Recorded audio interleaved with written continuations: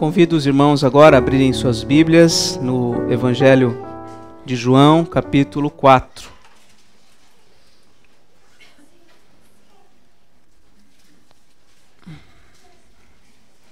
Evangelho de João, capítulo 4. Nós vamos ler a partir do versículo 1, inicialmente até o versículo 18. Depois nós vamos continuar.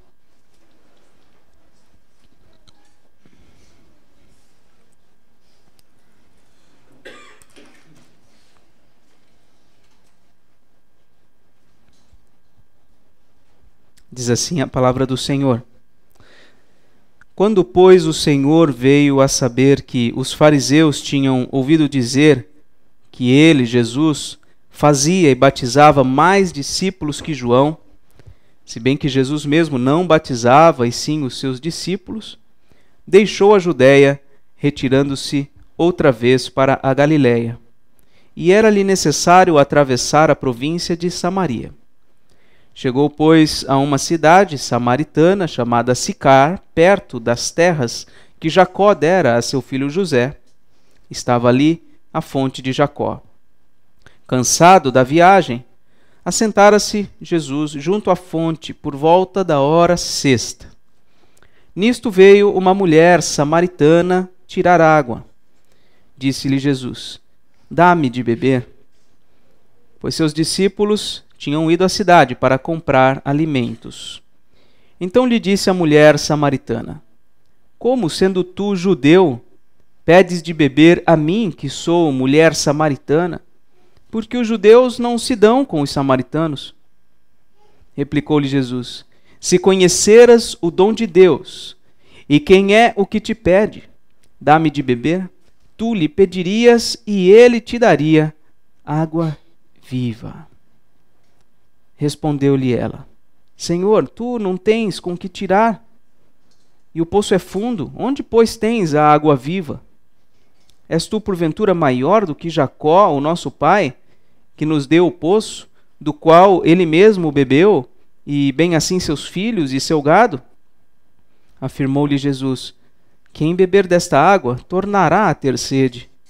Aquele, porém, que beber da água que eu lhe der, nunca mais terá sede. Pelo contrário, a água que eu lhe der será nele uma fonte a jorrar para a vida eterna. Disse-lhe a mulher: Senhor, dá-me dessa água para que eu não mais tenha sede, nem precise vir aqui buscá-la. Disse-lhe Jesus: vai, chama o teu marido e vem cá. Ao que lhe respondeu a mulher: não tenho marido. Replicou-lhe Jesus: bem disseste, não tenho marido, porque 5 maridos já tiveste, e esse que agora tens não é teu marido. Isto disseste com verdade. Até aqui por enquanto. Vamos orar. Senhor nosso Deus, estamos agora preparados para ouvir a Tua voz. Acabamos de ler a Tua palavra e vamos ouvir a Sua exposição. Que pelo Teu Espírito nós possamos, ó Deus, compreender bem o sentido desse texto e não só compreender, mas experimentar as verdades profundas desta passagem em nossas vidas, pela operação graciosa do Teu Espírito em nós. É isso o nosso pedido, Senhor. Ajuda-nos nas nossas limitações nessa hora, nos mantenha atentos, possamos, ó Deus, compreender tudo e viver para a Tua glória. Oramos em nome do Senhor Jesus. Amém. Nesse breve encontro com Jesus, na verdade a gente ainda não chegou até o final, né?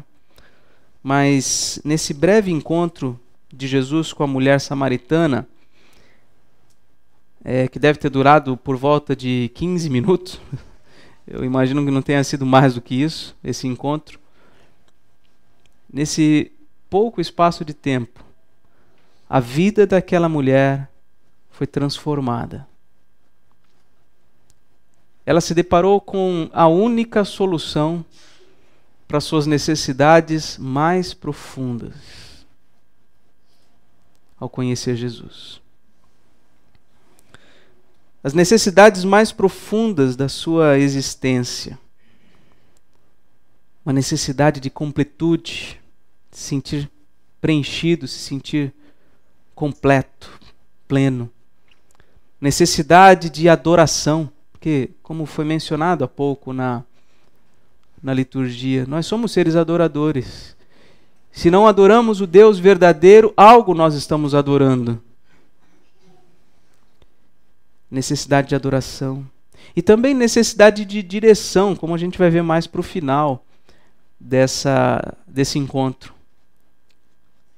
Em pouquíssimo tempo, numa conversa rápida, no encontro pessoal com Jesus, ela tem a solução para os seus dilemas mais intensos, suas necessidades mais profundas. Eu gostaria de olhar para esse texto à luz do tema plena saciedade em Cristo. Plena saciedade em Cristo. E a primeira coisa que eu gostaria de ver com os irmãos, à luz desses versos que nós acabamos de ler, é que Jesus sacia definitivamente a nossa sede. Jesus sacia definitivamente a nossa sede. Nós vemos que Jesus, no início do Evangelho de João, ele estava mais ao norte, na Galileia. Depois, por conta da Páscoa, ele vai até a Judéia. Lá ele tem o seu encontro com Nicodemos. E aí ele se desloca de Jerusalém, que é o centro ali da Judéia, para uma região mais rural, mais distante do centro. E para lá muita gente vai. Muita gente vai atrás de Jesus, a sua popularidade cresce muito. E o grupo de pessoas, a multidão de gente que vai atrás de Jesus é maior do que as pessoas que estavam indo atrás de João Batista. E aí vocês devem se lembrar de uma das últimas mensagens, a penúltima, se não me engano, de que os discípulos de João Batista ficam um pouco ressentidos com esse crescimento rápido da popularidade de Jesus, porque eles queriam ver o seu próprio mestre crescendo. Mas aí João Batista fala, olha, importa que ele cresça e que eu diminua. Eu não quero ter a glória que ele tem. E então, a sua popularidade cresce, e aí diz o versículo 1, que quando Jesus fica sabendo que os fariseus também tinham ouvido dizer que ele fazia e batizava mais discípulos que João, então ele decidiu deixar a Judéia e ir para Galiléia novamente. E uma nota explicativa no versículo 2 nos é dito aí que Jesus mesmo não batizava, e sim os seus discípulos, né? Então, mais uma vez, eu digo o que eu disse na penúltima mensagem. O centro desse texto não é o batismo. Ele toca de relance no batismo, mas não é especificamente o batismo. É que o batismo, de alguma forma, está ligado ao sentido dessa passagem, que, na verdade, vem desde a transformação da água em vinho. Você percebe como tem vários momentos em que a água está sendo mencionada. Primeiro lá em Caná da Galileia, quando ele transforma aquelas águas em vinho, né? Depois ali com Nicodemos, quando ele fala que ele deveria nascer da água e do Espírito para então ver o reino de Deus. E aqui, mais uma vez, por conta aí do crescimento, do número de pessoas indo até Jesus para ser batizado, ele volta a falar aqui de água, agora na presença da mulher samaritana. Então, só para você se localizar mais ou menos, a Judéia fica na parte sul de Israel e a Galileia na parte norte. E Samaria fica na região intermediária entre a Judéia e a Galileia. E o caminho mais rápido da Judéia para a Galileia era passar por Samaria, mas nem todos os judeus faziam esse trajeto, por conta de um preconceito antigo que eles tinham. Os samaritanos, eles eram judeus do reino do norte. Talvez você se lembre do período lá, depois de Salomão, o reino se dividiu, o reino do sul, o reino do norte. Esse reino do norte, ele se dissipou, mas um pequeno grupo de pessoas ficou lá quando o reino do sul foi para o exílio. e esses que ficaram ali na região de Samaria, eles se misturaram muito com estrangeiros. Então os judeus que voltaram do exílio da Babilônia para a sua região, eles não se davam bem com os samaritanos porque eles não consideravam os samaritanos como judeus puros. Sempre teve esse preconceito de raça. Então, por conta disso, muitos judeus passavam de largo por Samaria para chegar até a Galiléia, não passar por Samaria. Mas diz o versículo 4 que foi necessário que Jesus passasse por Samaria. Geograficamente falando, não era, seria o caminho mais rápido, mas não seria o único caminho. Provavelmente a necessidade veio da missão que o Pai tinha para ele. No final desse trecho que nós vamos estudar, nós vamos ver que o que satisfazia Jesus era cumprir a vontade do seu Pai. Então, certamente, a necessidade foi uma necessidade imposta pelo próprio Deus, o Deus Pai, porque tinha alguém ali para ser alcançado. Aliás, não uma, mas depois nós vamos ver um grupo de pessoas que são alcançadas pela graça de Jesus ali naquele contexto. Então, Jesus, ele ignora os preconceitos e simplesmente vai, eu vou por Samaria. Ele, então, chega em Samaria, lá numa fonte, numa cidade chamada Sicar, perto das terras de Jacó, que Jacó tinha dado a José, e ali tem a fonte de Jacó. Jacó foi um dos patriarcas, né? Lembre-se lá, Abraão, Isaque e Jacó. E Jacó recebeu o nome de Israel posteriormente. Jacó, ou Israel, foi o pai dos 12 filhos, que se tornaram 12 tribos. Então, Jacó é uma figura extremamente importante na história do povo de Deus e de um modo muito especial na história ali de Samaria, porque houve um tempo em que eles consideravam ali um monte que estava na região de Samaria como o monte certo para adoração. Então, ali estava um lugar especial para os samaritanos, uma fonte de Jacó, onde eles buscavam água e tinha água sempre ali. E Jesus chega cansado da viagem, se assenta ali junto à fonte por volta da hora sexta. Que hora seria a hora sexta? A hora sexta, segundo aí o relógio judaico, seria exatamente o meio-dia. Então, o ponto mais alto do sol, o momento do dia em que está mais quente, e sem dúvida, o momento aí mais próximo aí do almoço. Né? Tem gente que almoça meio-dia, tem gente que almoça 1, tem gente que almoça às 5, mas geralmente o horário do almoço é meio-dia, 1 hora por ali. Né? Então Jesus, ele chega bem na hora do almoço, cansado da viagem, e ele para ali junto àquela fonte. E aí vem uma mulher, versículo 7, uma mulher samaritana, vem ali para tirar água, e Jesus então pede água para ela beber. Por que será que aquela mulher está exatamente ali, naquela hora?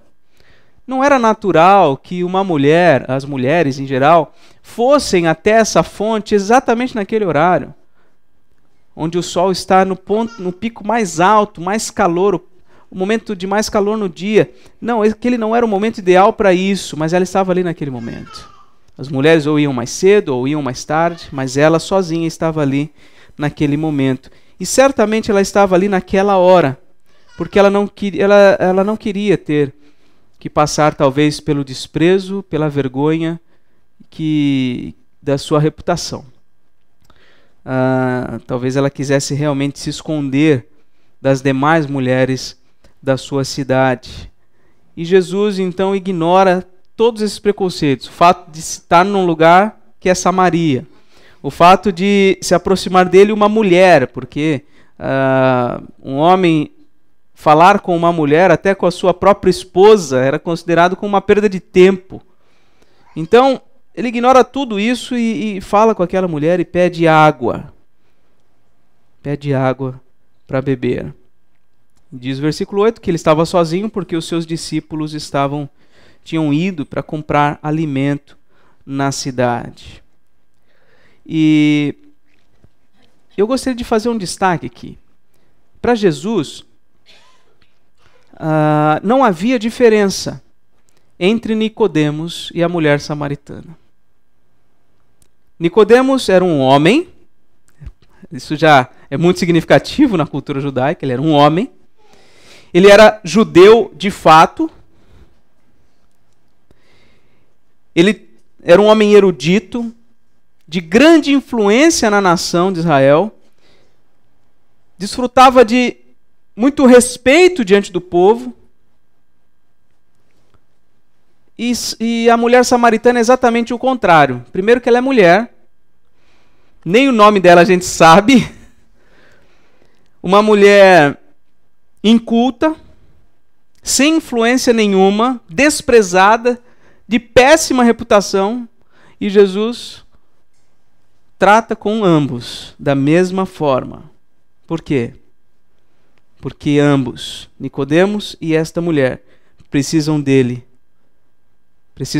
para obter a água viva.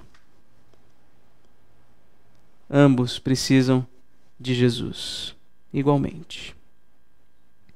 Então Jesus se aproxima dessa mulher, pede água, e a mulher samaritana então diz: como sendo tu judeu, pede para mim, que sou mulher samaritana? Porque os judeus não se dão com os samaritanos. E aí a resposta de Jesus, no versículo 10, se você conhecesse o dom de Deus, e quem é que te pede, dá-me de beber, tu lhe pedirias e ele te daria a água viva. A água provida pelo patriarca Jacó, que estava ali naquele poço, era muito valiosa, essencial para a vida, né? Para tudo que aquela comunidade, aquela sociedade fazia, precisava da água de poços como aquele. Aquela água era muito importante, mas ela era capaz tão somente de saciar a sede por um curto espaço de tempo. E Jesus chega e oferece uma água viva, que acaba definitivamente com a sede do coração humano, com a sede de Deus, a sede de vida eterna na presença de Deus, presente em todos os corações humanos. É isso que Jesus está oferecendo a essa mulher. Algo que pode saciar definitivamente a sua sede. E essa sede, ela não é saciada pela remoção do desejo. Porque Jesus não promete retirar o desejo de água. Ele não promete remover o desejo, mas ele promete derramar o seu espírito, fazer jorrar de dentro para fora a vida eterna. A mulher disse no versículo 11, Senhor, tu não tens com que tirar, o poço é fundo, onde pois tens água viva? E eu já comentei sobre isso, talvez você já tenha percebido. Jesus, ele sempre é interpretado de forma literal. Ele fala que pode dar água viva àquela mulher e ela entende literalmente, fala, mas o Senhor não tem como tirar água do poço, o poço é fundo. Como que o Senhor vai me dar água viva? E ela ainda questiona a autoridade dele, porque ele fala assim, és tu porventura maior do que Jacó? Porque Jacó deu algo que é muito bom para nós. O Senhor é maior do que ele, a ponto de dar algo que vai ser melhor ainda do que isto? E a resposta de Jesus é esta, quem beber desta água tornará a ter sede. Aquele, porém, que beber da água que eu lhe der, nunca mais terá sede. Pelo contrário, a água que eu lhe der será nele uma fonte a jorrar para a vida eterna. Jesus se refere ao derramamento do Espírito Santo. Jesus se refere àquelas profecias do Antigo Testamento, que Deus diz que haveria de derramar sobre o sedento águas, torrentes. Nós lemos isto. Nós lemos lá em Isaías capítulo 44. Deixe-me ler mais uma vez aqui. Isaías 44, versículo 3: porque derramarei água sobre o sedento e torrentes sobre a terra seca. Derramarei o meu espírito sobre a tua posteridade e a minha bênção sobre os teus descendentes. Jesus está se referindo ao derramamento do Espírito Santo, que é no ser humano uma fonte a jorrar para a vida eterna. E a mulher fica empolgada. Ela diz no versículo 15: Senhor, dá-me dessa água para que eu não mais tenha sede, nem precise vir aqui buscá-la. Ela ainda está interpretando de forma literal essa questão. Para que eu não venha mais, não tenha que ter o trabalho de vir aqui, para que eu não tenha que passar a vergonha de me encontrar eventualmente com alguma mulher aqui também. Mas Jesus diz o seguinte: olha, para eu poder te dar essa água que sacia definitivamente a tua sede, eu preciso tocar na sua ferida. E aí ele diz, no versículo 16, vai, chama o teu marido e vem cá. E aí a mulher responde, eu não tenho marido. E formalmente ela não tinha mesmo. Ela não era uma mulher casada. E Jesus disse, bem disseste, não tenho marido. Formalmente ela não tinha nenhum marido, mas ela já tinha tido 5. E para o povo judeu isso era terrível. Uma mulher que já havia tido 5 maridos e vivia naquele momento com um homem com quem ela não tinha um relacionamento formal de casamento. Para saciar a sede, Jesus toca e trata das feridas do nosso coração. Meus irmãos, Jesus quer saciar a nossa sede, definitivamente. Quer completar o nosso coração, inundar a nossa vida com o seu Espírito. Mas Ele não faz isso sem antes tratar das feridas do nosso coração.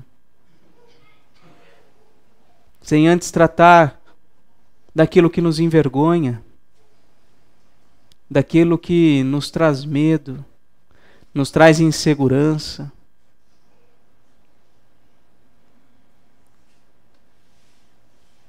Deus quer tratar do seu coração e do meu, para então trazer saciedade definitiva para o nosso coração. A mulher, diante disso que Jesus acabou de dizer para ela, ela pensa estar diante do profeta.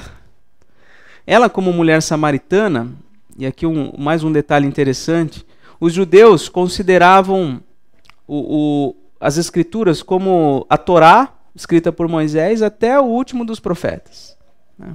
Todo esse apanhado de texto eram considerados textos sagrados para o judeu. Mas para o samaritano, não. Para os samaritanos, o texto sagrado era somente o texto da Torá. E já na Torá, em Deuteronômio, nós vemos Moisés dizendo que viria depois dele um profeta, que seria maior do que ele, semelhante a ele, mas maior do que ele. Então os próprios samaritanos aguardam este profeta. E certamente ela identifica Jesus como este profeta, por conta dele ter conhecimento da sua vida mais profundo do que qualquer outra pessoa talvez tivesse. E isso impacta o seu coração e ela aproveita ali daquela situação para entrar num assunto importante também para o povo samaritano, que era o lugar correto para a adoração. Porque os judeus consideravam Jerusalém como sendo o templo de Jerusalém como sendo o lugar de adoração. Já os samaritanos consideravam um outro lugar como sendo o lugar de adoração. Então ela diz, Senhor, versículo 19, vejo que tu és profeta. Nossos pais adoravam neste monte, Vós, entretanto, dizeis que em Jerusalém é o lugar onde se deve adorar. Então, ela está preocupada com isso. Ela entendeu que Jesus não era uma pessoa comum. Jesus era o profeta. E ela então pergunta, como é que vai ser? Os nossos pais adoravam aqui, mas vocês, os judeus, dizem que o lugar é em outro lugar. E vem então a resposta de Jesus e diz, mulher, e aqui é um termo bem respeitoso, o mesmo que ele usa lá no casamento, nas bodas de Caná da Galileia, quando ele chama sua própria mãe de mulher, e a leitura rápida dá a impressão de que ele está sendo rude com a sua mãe, mas não é exatamente isso. Seria o mesmo, na linguagem grega aqui, o mesmo que chamar de senhora, um termo respeitoso. Então ele diz, senhora, podes crer-me que a hora vem, quando nem neste monte, nem em Jerusalém adorareis o Pai. E aqui ele faz uma revelação grandiosa para aquela mulher. Ele diz para ela, vós, samaritanos, adorais o que não conheceis. Nós, os judeus, adoramos o que conhecemos, porque a salvação vem dos judeus. E aqui ele declara o ponto central da adoração. Qual que é o ponto central da adoração a Deus? Não é um lugar, mas é uma pessoa. É o Salvador. Ele diz, a salvação vem dos judeus. Nós adoramos o que conhecemos, porque a salvação vem dos judeus. Ele é o Salvador. Ele se coloca como o único e suficiente mediador da adoração a Deus. Jesus é o mediador da nossa adoração a Deus. E ele diz ainda, vem a hora e já chegou, em que os verdadeiros adoradores adorarão o Pai em espírito e em verdade, porque são estes que o Pai procura para seus adoradores. Deus é espírito, e importa que os seus adoradores o adorem em espírito e em verdade. Jesus diz para aquela mulher coisas que ela nem mesmo imaginava. Como assim? Não tem um lugar mais de adoração? Não tem mais um templo, um monte, um lugar específico? Jesus fala, não. A adoração não depende de um lugar específico. Porque a adoração verdadeira é uma adoração em espírito e em verdade.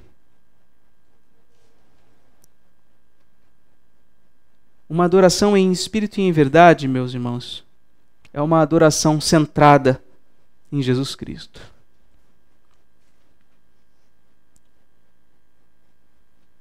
Porque os adoradores de Deus o adoram por conta da nova vida espiritual que eles recebem por meio de Jesus, em espírito. Não dá para adorar em espírito se não receber do próprio Senhor Jesus Cristo esta vida espiritual. É uma vida que procede de Cristo Jesus. Essa vida espiritual, ela vem por meio da obra de Jesus Cristo. Mas também pelo conhecimento da verdade. E ali está quem é a palavra de Deus encarnada. Ali está aquele que é a verdade, como ele vai dizer mais à frente em João, eu sou o caminho, a verdade e a vida. Uma adoração em espírito e em verdade é algo que acontece por meio de Jesus Cristo, porque é Ele quem confere ao homem a vida espiritual. E é Ele próprio quem é a verdade. Uma adoração em espírito e em verdade é uma adoração centrada em Jesus Cristo. A adoração cristã, portanto, não é por meio de estátuas, por meio de imagens de qualquer espécie, por meio de fotos, por meio de objetos. A adoração cristã não está ligada a nenhuma dessas coisas e nem mesmo a um lugar físico. A adoração cristã é feita no âmbito do coração humano. O coração que estiver vivificado pelo Espírito Santo e consciente da verdade do Evangelho de Cristo Jesus. Essa é a adoração cristã. É por isso que num ajuntamento como este, que deve ter, não sei, alguém já deve ter feito a conta, devemos estar num 60 pessoas mais ou menos, nem todos nós estamos em adoração ao Senhor aqui nessa hora. Porque para haver adoração, embora todos estejamos no mesmo lugar, fazendo a mesma coisa, para adorar a Deus é preciso ter o coração vivificado pelo Espírito Santo, é preciso ter nova vida em Cristo, é preciso ter consciência da verdade do Evangelho, de que nós não nos achegamos a Deus senão por meio do sacrifício de Jesus Cristo. Isso é adoração em espírito e em verdade, e não há adoração que não seja assim. Estar simplesmente presente, fisicamente, num culto como este, não significa estar adorando a Deus verdadeiramente. É isso que Jesus está nos ensinando. Ele é o mediador da nossa adoração a Deus. Não um lugar, não um objeto, mas sim Ele. É Ele quem nos põe diante da presença de Deus e nos sustenta lá. Ele é o nosso representante diante do Monte Santo do Senhor.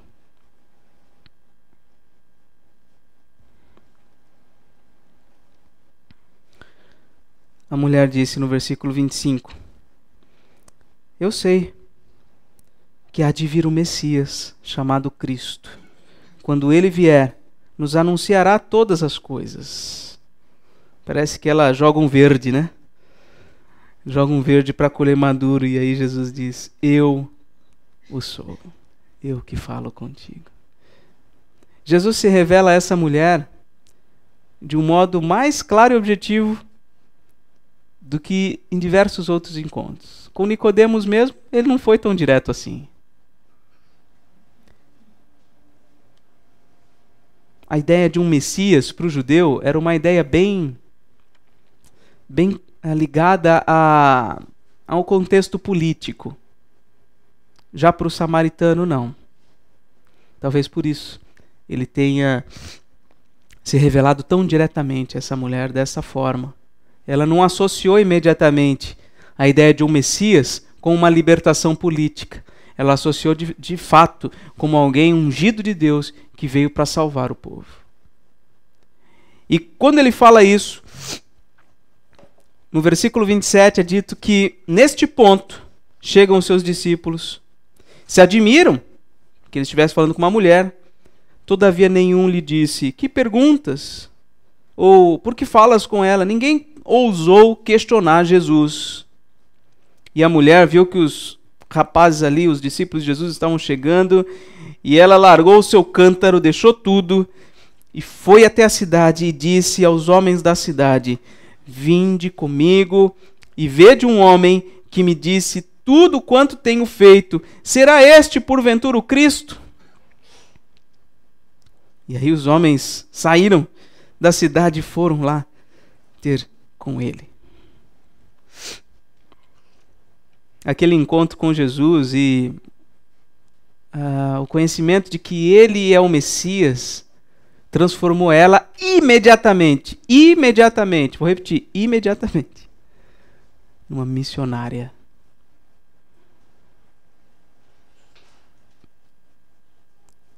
O encontro pessoal com Jesus transformou aquela mulher imediatamente numa missionária. Ela não precisou ir fazer um curso teológico. Ela não precisou ir para a escola dominical para aprender o Evangelho. Ela não precisou ir ouvir sermões expositivos numa igreja lá de Samaria, que nem existia. Não precisou de nada disso. O encontro pessoal com Jesus transformou ela numa missionária, numa testemunha viva do poder de Jesus Cristo, da graça de Jesus Cristo. imediatamente ela largou o que ela estava fazendo e foi chamar outras pessoas para conhecer Jesus. Ela se tornou evangelista, missionária. E eu gostaria de destacar, a partir desse verso 27, e mais especificamente agora, a partir do versículo 31, mais uma coisa importante. Jesus nos revela a agenda missionária de Deus. Porque quando ela sai para falar com os homens na cidade, Jesus fica ali com os seus discípulos, e diz o versículo 31, nesse ínterim, os discípulos lhe rogavam, dizendo, mestre, come. Eles chegaram ali com a comida, era a hora do almoço. Mestre, come. Mas ele lhes disse, uma comida tenho para comer que vós não conheceis. Diziam então os discípulos uns aos outros, ter-lhe-ia porventura alguém trazido o que comer? Será que alguém já trouxe alguma coisa e tal? Disse-lhe Jesus, a minha comida consiste em fazer a vontade daquele que me enviou e realizar a sua obra. Não dizeis vós que ainda há 4 meses até a ceifa? Eu, porém, vos digo, erguei os olhos e vede os campos, pois já branquejam para a ceifa. O ceifeiro recebe desde já a recompensa e entesoura o seu fruto para a vida eterna. E de sorte se alegram tanto o semeador como o ceifeiro. Pois no caso é verdadeiro o ditado, um é o semeador, o outro é o ceifeiro. Eu vos enviei para ceifar o que não semeaste. Outros trabalharam e vós entrastes no seu trabalho. Nós vemos aqui Jesus nos apresentando, nos revelando aos seus discípulos a agenda missionária de Deus. E é essa agenda missionária que satisfaz o Senhor Jesus Cristo. É essa agenda missionária que é como um alimento para a alma de Jesus Cristo. Ele não quer outra coisa. Ele quer cumprir a vontade daquele que o enviou. Essa é a sua satisfação. Essa agenda missionária, como diz aí no versículo 35, não é para daqui 4 meses. Não é para quando a igreja Oceã for organizada, tiver num local próprio. A ceifa é agora. O tempo da colheita é agora. Há pessoas já com a palavra semeada no coração. E que nós podemos e devemos, como ceifeiros, recolhê-los para se achegarem a Deus.